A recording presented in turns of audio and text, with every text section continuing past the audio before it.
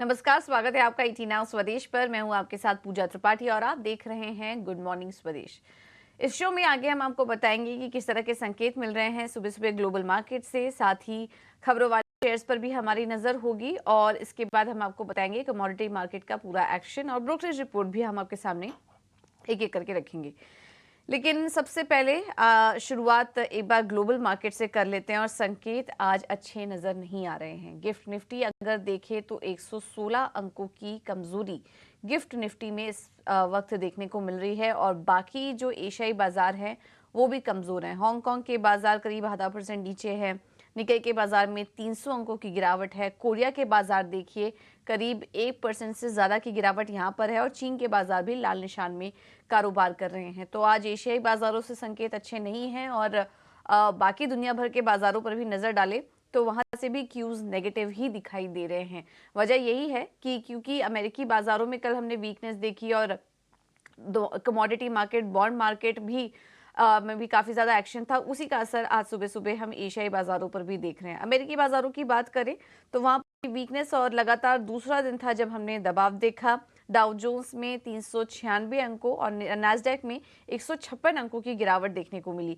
पहली तिमाही में कमजोर अपडेट के बाद टेस्ला में 5% की गिरावट हुई है और टेस्ला के व्हीकल डिलीवरी में 8.5% की गिरावट देखने को मिली। ये भी एक वजह है जिसके चलते हम एशियन मार्केट में वीकनेस देख रहे हैं, क्योंकि अब नज़र वहां पर इलेक्ट्रिक व्हीकल मेकर्स और उससे रिलेटेड स्टॉक्स पर है, इसलिए वहां पर भी दबाव देखने को मिल सकता है। इस वजह से एशियन मार्केट नीचे है। टेक शेयरों की बात करें तो नेविडिया, अल्फाबेट, माइक्रोसॉफ्ट के शेयर भी कल दिन के निचले स्तर पर बंद हुए। अगर मोटा मोटी बात करें यूएस मार्केट में गिरावट की वजह की तो हमने देखा कि मार्च में काफी ज्यादा चल भी चुके थे बाजार, इस वजह से और पहली तिमाही में भी शानदार रैली देखने को मिली, तो इस वजह से थोड़ी मुनाफा वसूली भी हावी है और इसके पीछे और भी काफी सारे फैक्टर्स हैं जिससे कि दबाव बढ़ रहा है अमेरिकी बाजारों में। पहले तो इकोनॉमिक आंकड़े काफी मजबूत आ रहे हैं। हमने देखा कि पीएमआई के आंकड़े पिछले 1.5 साल में पहली बार वहां पर बढ़त देखने को मिली। महंगाई के आंकड़े अभी भी जो लक्ष्य हैं उसके ऊपर ही हैं, 2.8 के परसेंट के पास। पीसीई के आंकड़े आए जिसको कि फेड काफी क्लोजली वॉच करता है, वो अभी भी ऊपर है। और इस बीच फेड चेयरमैन और तमाम जितने भी फेड ऑफिशियल्स थे उनके भी बयान आ रहे हैं कि जून में जो ब्याज दरों में कटौती की उम्मीद की जा रही थी अब उसकी संभावना काफी कम नजर आ रही है, क्योंकि जितने भी ऑफिशियल्स हैं और खुद फेड चेयरमैन का भी ये कहना है कि ब्याज दरों में कटौती को लेकर वो जल्दबाजी नहीं करेंगे जब तक उनको आंकड़ों के फ्रंट पर कंफर्टेबल स्थिति नहीं दिखाई देती, तब तक वो ब्याज दरों में फिलहाल जल्दबाजी नहीं करेंगे। नवंबर के बाद हमने देखा बॉन्ड यील्ड्स अब अपने ऊपरी स्तर पे पहुंच चुके हैं और कच्चे तेल के दाम भी में भी तेजी है और 5 महीने के ऊपरी स्तर पर तेल के दाम भी पहुंच चुके हैं। तो ये तमाम कुछ फैक्टर्स हैं जिसकी वजह से हम देख रहे हैं कि अमेरिकी बाजारों में दबाव है। आज एडीपी प्राइवेट पेरोल रिपोर्ट्स यानी कि लेबर मार्केट से जुड़े भी कुछ आंकड़े आएंगे और इस हफ्ते काफी सारे फेड ऑफिशियल्स के स्पीच भी हैं, तो उस पर भी हमारी नजर रहेगी। कुल मिला के बात करें तो कमजोर संकेत आ रहे हैं और फैक्टर्स भी हमने आपके सामने हाईलाइट किए जिसकी वजह से ये दबाव हम देख रहे हैं। यूरोप के बाजार से भी कमजोर ही संकेत है और बॉन्ड्स और सोने और क्रूड पर नजर डालें तो वहां पर भी हम देख रहे हैं कि बॉन्ड यील्ड्स 4.3% के ऊपर है। डॉलर इंडेक्स 105 के आसपास है। सोना ये अपनी चाल चल रहा है। हम डॉलर और बॉन्ड यील्ड्स में तेजी देख रहे हैं, उसके बावजूद सोने में मजबूती बरकरार है, रिकॉर्ड स्तर पर पहुंच चुके हैं और इसके पीछे की वजह यह है कि मिडिल ईस्ट में चिंता बढ़ती जा रही है। इसकी वजह से सोने में हम तेजी देख रहे हैं और रिकॉर्ड लेवल्स के पास सोना पहुंच चुका है और इसी की वजह से कच्चे तेल में भी लगातार तेजी देख रहे हैं। $89 के पास कच्चा तेल पहुंच चुका है। सप्लाई में कमी को लेकर कहीं ना कहीं अब चिंता बढ़ती जा रही है, क्योंकि एक के बाद एक यूक्रेन की तरफ से जो हमले हो रहे हैं रशियन रिफाइनरीज में, मिडिल ईस्ट में टेंशन बढ़ती जा रही है। तो ये तमाम कुछ फैक्टर्स हैं जिसकी वजह से हम कच्चे तेल में लगातार तेजी देख रहे हैं। यहाँ पे कुछ क्लैरिटी नहीं मिल रही है कि कब तक ये टेंशन आगे जारी रहेगी, तो उसका कहीं ना कहीं डर अब बाजार को सता रहा है। ये देखिए कुछ और भी फैक्टर्स हैं जिसके चलते कुछ बयान भी अब निकल कर आ रहे हैं कि और ज्यादा एयर स्ट्राइक और ज्यादा हमले आने वाले समय में देखने को मिल सकते हैं, जिसकी वजह से हम देख रहे हैं कि कच्चे तेल में बढ़त है और ये इंडियन मार्केट्स के लिए अच्छा नहीं है। जिस तरीके से कच्चे तेल में बढ़त है, ग्लोबल मार्केट से संकेत नेगेटिव है, बॉन्ड यील्ड्स बढ़ रहे हैं, ये इंडियन मार्केट्स के सिलेक्टेड सेक्टर्स के लिए अच्छा नहीं है और उसका दबाव आज हम देख सकते हैं भारतीय बाजारों पर। तो यह है कुल मिलाकर संकेत। आज ग्लोबल मार्केट से। और आज ग्लोबल मार्केट का जो दबाव है वो भारतीय बाजारों पर हावी रह सकता है, क्योंकि हम देख रहे हैं कि एशियाई बाजारों से भी संकेत अच्छे नहीं दिखाई दे रहे हैं। एक बार एफआईआईज और डीआईएस के आंकड़े भी देख लेते हैं, उसके बाद हम आज के लेवल्स भी समझेंगे। एफआईआईज और डीआईएस की बात करें तो कैश मार्केट में एफआईआईज की तरफ से बिकवाली हुई है, तो यहाँ से भी संकेत अच्छे नहीं है। 1623 करोड़ की बिकवाली हुई है। उसके सामने सपोर्ट मिल रहा है घरेलू निवेशकों की तरफ से। डीआईआईज ने 1953 करोड़ की खरीदारी की है। इस बीच इंडेक्स फ्यूचर में 678 करोड़ की खरीदारी का आंकड़ा है। इंडेक्स ऑप्शन में 10,390 करोड़ की खरीदारी का आंकड़ा एफआईआईज की तरफ से निकल कर आ रहा है। तो यहाँ से कुछ मिक्स्ड क्यूज हैं, लेकिन इन तमाम संकेतों को आज के लिए कैसे देखें और आज भारतीय बाजारों के लिए लेवल्स कौन से इंपॉर्टेंट होंगे, एक बार ये भी समझ लेते हैं। और पूरा एनालिसिस लेकर हमारे साथ डिम्पी कालरा फोन लाइन पर जुड़ चुके हैं। Dimpy, good morning. कल का सेशन तो हमने देखा कि सुस्ती भरा था, आखिरी कुछ मिनटों में रिकवरी जरूर हुई, लेकिन रिकवरी कितनी टिकाऊ रहेगी, क्योंकि आज तो ग्लोबल मार्केट से भी संकेत बहुत ज्यादा नेगेटिव है। देखिए, ग्लोबल मार्केट से संकेत कल भी आपके लिए अच्छे नहीं थे और कल भी मार्केट ने किसी न किसी तरह से अपने लेवल्स को मेंटेन रखा पूजा, और आज भी ऐसा लगता है कि मार्केट्स मेंटेन रखेगा। कल अगर आपको हमारी कमेंट्री ध्यान होगी तो कल हमने यही बात आपके सामने रखी थी कि मार्केट का जो ओवर इंटरेस्ट है वो काफी तेजी से कम हुआ है। इसको हम फ्यूल बोलते हैं, अगर आप मेन भाषा में समझना चाहे तो मार्केट का फ्यूल थोड़ा कम हो चुका है। ये फ्यूल ऑलरेडी शॉर्ट कवरिंग में और फ्रेश लॉन्ग पोजीशंस के तौर पर पहले ही मार्केट के अंदर आ चुका है और मार्केट ने एक सस्टेनेबल और रिस्पेक्टेबल लेवल्स को ऑलरेडी अचीव कर लिया है। आप कल का सेशन देखेंगे तो कल आपको दो चीजें साफ साफ दिख रही होंगी। पहला, एक मार्केट के पास ऊपर जाने का ट्रिगर नहीं आ रहा था, फ्यूल नहीं आ रहा था। दूसरा, वो अपने मेगा सपोर्ट्स को बचाने की भरकस कोशिश कर रहा था। वो अपने सपोर्ट्स को ब्रेक नहीं करना चाहता, ना ही क्रैक करना चाहता है, क्योंकि ये लंबे कंसोलिडेशन के बाद मिले हुए सपोर्ट्स हैं और उसको वो ब्रेक नहीं करेगा, वो करेगा भी नहीं। द रीजन इज बीइंग क्योंकि डाटा इस तरह का बन ही नहीं रहा। मैं पहले निफ्टी पे आता हूँ। कल देखिए, निफ्टी के अंदर कल 1.5% का ओपन इंटरेस्ट था। ना तो कल इच्छा शक्ति थी प्राइस में, ना ही कल इच्छा शक्ति थी वॉल्यूम में। तो कल का दिन पूरी तरह से डाइजेशन के तौर पर निकल गया और आज का दिन भी कुछ कुछ वैसे निकल सकता है। आपके पास दो इंपॉर्टेंट चीजें हैं। जिनके पास पोजीशंस है वो तो होल्ड करके रखे, उनको तो कोई प्रॉब्लम नहीं है, क्योंकि ऑलरेडी प्रॉफिट में 22,200 300 इनफैक्ट 400 भी अपना ला सकते हैं। लेकिन जिन्होंने नई पोजीशंस लेनी है वो वेट कर रहे हैं, उनको डिप का वेट करना चाहिए। ये डिप कहाँ तक मिलेगा? ये डिप हो सकता है 22,200-300 की रेंज में आपको मिल जाए। आप 300 पे प्लस करें, 250 करें, कभी भी आपको ऐसा अपॉर्चुनिटी मिलती है, आप प्लस कर सकते हैं। 22,150 का एक स्टॉप लॉस लगा लीजिएगा बस। अदरवाइज पोजीशंस को बना के रख सकते हैं। 20% पोजीशंस लेना चाहे ले भी सकते हैं। और लेवल्स आपके होंगे 22,500, 650। तो 550, 650 की रेंज जब तक हम पार नहीं करेंगे, हम नए 23,000 की तरफ नहीं जाएंगे। तो 550, 650 दो इंपॉर्टेंट है, ये दोनों के लिए है जिनके पास पुरानी पोजीशन है, जो नए ले रहे हैं। आते हैं बैंक निफ्टी पे। बैंक निफ्टी के अंदर अगर आप चेक करेंगे तो पोजीशन वहां पे भी ठीक ही है, कुछ ज्यादा कल नुकसान नहीं हुआ, सिर्फ 50-60 पॉइंट का मोटा मोटी नुकसान हमने कल बैंक निफ्टी पे देखा। एक टाइम ऐसा था जब बैंक निफ्टी तो बकायदा 100 पॉइंट ऊपर भी था और वो निफ्टी के मुकाबले ज्यादा स्ट्रेंथ था। लेकिन बाद में आईसीआईसीआई, कोटक ने थोड़ा प्रेशर बनाया और इन दोनों की वजह से थोड़ी वेटेज के हिसाब से बिगड़ गया। लेकिन कुल मिला के कल उसकी भी क्लोजिंग हमको 47,500 के आसपास आके दिखी है। ये अच्छा साइन है कि मार्केट ने कंसोलिडेट किया और अपने क्रिटिकल लेवल के आसपास, सपोर्ट के आसपास अच्छे से प्लेस भी कर रहा है अपने आप को। थोड़ा वेट करें, बैंक निफ्टी पे कैचअप रैली अभी ड्यू है, अभी वो हुई नहीं है, इसलिए हालांकि इसका भी ओपन इंटरेस्ट कम है। एक दो दिन हो सकता है साइडवेज चला जाए बाजार, लेकिन ओवरऑल मार्केट की पिक्चर ठीक है। आप इसमें भी दो काम कर सकते हैं। जिनके पास पुरानी पोजीशन है 47,300 और 47,000 का, 47,000 का एक स्टॉप लॉस लगा के बैठ जाए शांति से। एवरेज वगैरह ना करें, जो माल ले रखा है सो ले रखा है। दूसरा, जिनको नया लेना है छोटे से डिप का इंतजार करें। बैंक निफ्टी भी शायद डिप ज्यादा बड़ा नहीं आएगा। 47,300 आप एक मोटा मोटी डिप का एक वेट कर सकते हैं। अगर ये मिल जाता तो आप ले लीजिएगा, 47,000 का स्टॉप लॉस लगा लीजिएगा। इन बोथ द कंडीशन, जिन्होंने ले रखा और जो लेना चाहते हैं, उनका स्टॉप लॉस होगा 47,800 और 48,000। इस सीरीज के अंदर 47,800 और 48,000 आने की प्रोबेबिलिटी थोड़ी हाई है अभी तक तो, अकॉर्डिंग टू द डाटा। रही बात एफ एंड बैन की, एक शेयर एफ एंड बैन में हिंद कॉपर एफआईएस की होल्डिंग 45% से थोड़ा प्लस होके 46-47% तक आ चुकी है। तो कल 2% एफआईएस ने खरीदा है। और जब आप एफआईएस के नंबर पढ़ रहे हो तो आपने देखा होगा इंडेक्स ऑप्शंस के अंदर पॉजिटिव नंबर आया है। ये अच्छी बात होती है इंडेक्स ऑप्शंस के अंदर पॉजिटिव नंबर आना। तो कुल मिला के मार्केट का सेटअप ठीक है।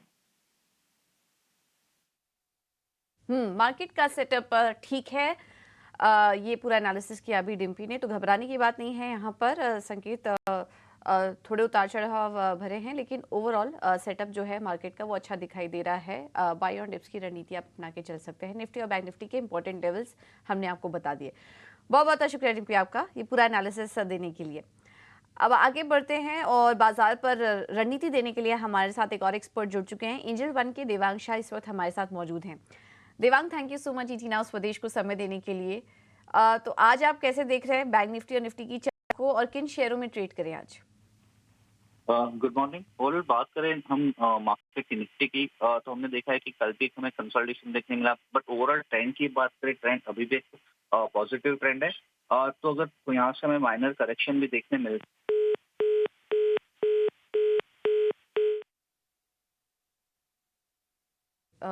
देवांग से संपर्क टूट गया है हमारा।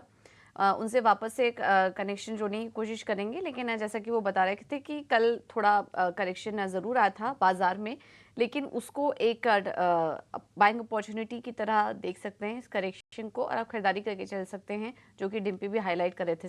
बात तो नहीं हमारी हो पाई ठीक से, लेकिन उनसे स्टॉक स्पेसिफिक ओके। चलिए, देवांग से हमारा संपर्क वापस से जुड़ चुका है। देवांग, अपनी बात कंटिन्यू कीजिए।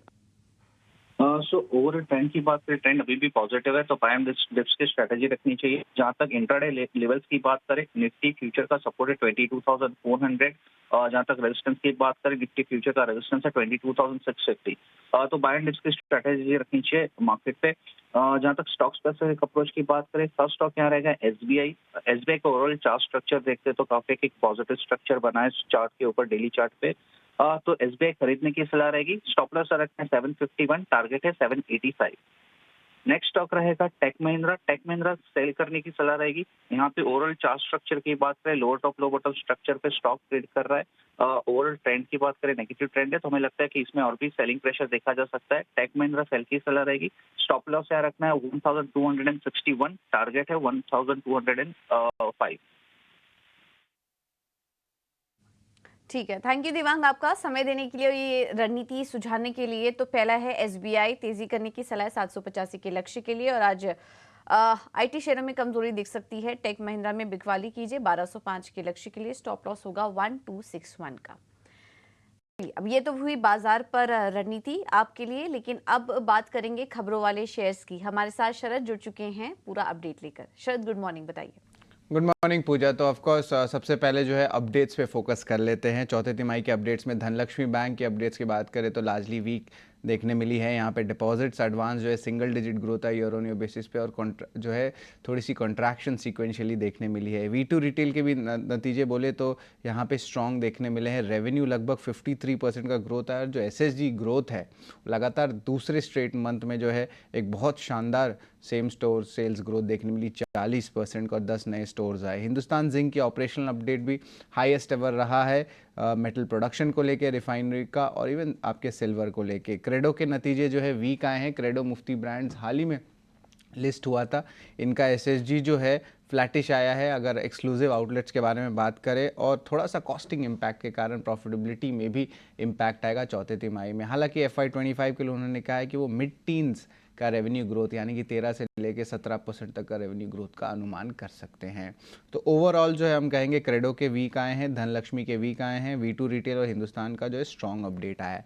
विद साल 2024 का भी अपडेट्स बता देता हूँ। नाल्को ने जो है हाईएस्ट एवर एल्यूमिनियम और बॉक्साइट की प्रोडक्शन और सेल्स किया है, शानदार रही है FY24 की अपडेट। और वही मॉयल की भी बात करें तो यहाँ पे भी प्रोडक्शन और सेल्स जो है अपने सबसे ज़्यादा उच्चम स्तर पे जो है कोई फाइनेंशियल ईयर में कंपनी ने रिकॉर्ड किया है।